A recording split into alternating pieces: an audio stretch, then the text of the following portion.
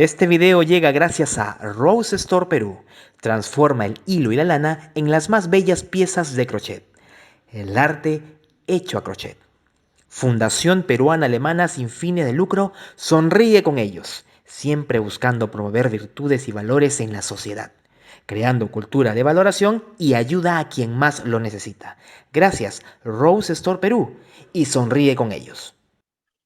Hola, ¿qué tal? ¿Cómo están? Bienvenidos otra vez a otra clase más de Nivelando. El día de hoy tenemos un problema encargado por uno de los alumnos del taller, así que vamos a resolverlo. Dice que le fue muy difícil, pero yo sé que es sencillo, solo hay que recordar algunas propiedades de triángulos. Pero en este caso hay que leer primero el enunciado del problema. Te dice, calcule X si el triángulo MNC es equilátero y el lado AB es igual al lado BC. Aquí hay dos datos importantes. Tenemos que hay un triángulo equilátero y que hay dos lados que son iguales. Pero, ¿qué significará equilátero? Pues recordemos, equilátero. Triángulo equilátero es aquel triángulo que sus tres lados tienen la misma longitud. O sea, miden igual. Y no solamente eso, que sus tres ángulos también son iguales. Y como la suma de los tres ángulos suman 180 grados, entonces cada uno de estos tiene que ser 60, ¿no? 60 más 60 más 60, 180. Entonces, acuérdate, triángulo equilátero, sus tres lados son iguales y sus tres ángulos miden 60 grados sexagesimales. Perfecto.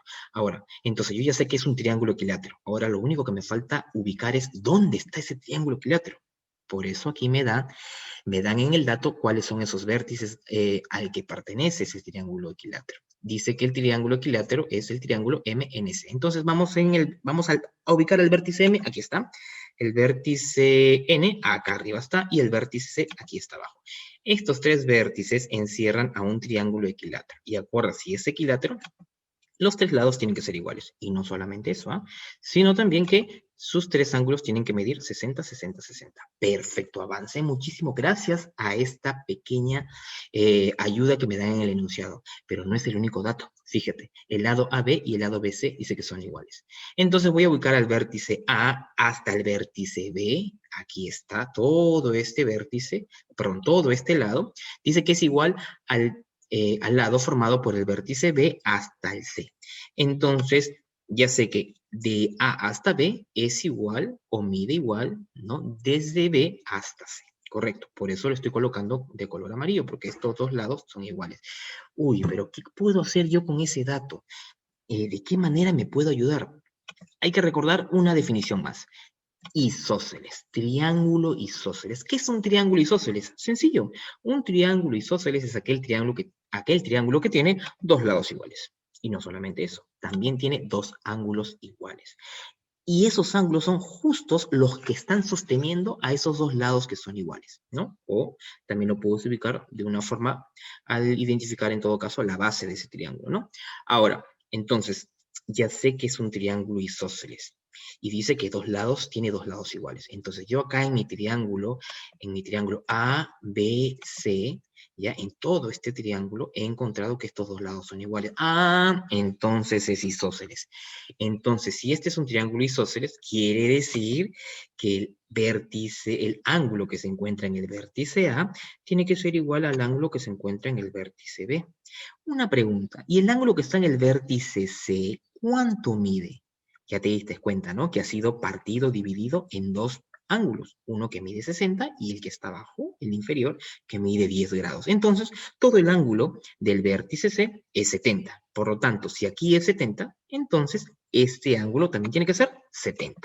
Perfecto, muy bien. Yo sé que ustedes son muy inteligentes y están siguiendo lo que estamos nosotros planteando en este video. Ahora, pero ya avancé con esto, ¿qué más puedo hacer?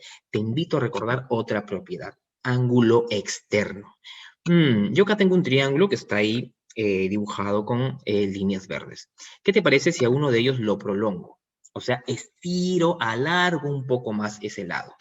Al alargar, al prolongar, yo he localizado, me ha generado, he encontrado un ángulo que está fuera del triángulo. Ese es un ángulo externo.